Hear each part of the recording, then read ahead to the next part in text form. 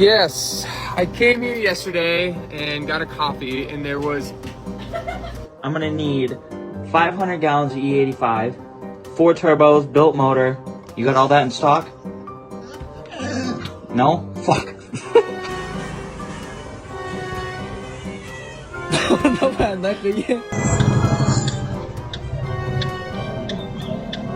Frank? Need a fucking hard hat on, Frank. Steel toes, you little fucker. Can you hold the fucking light straight? Let me get a pack of backwoods and some lottery tickets. Really? Not a lottery tickets?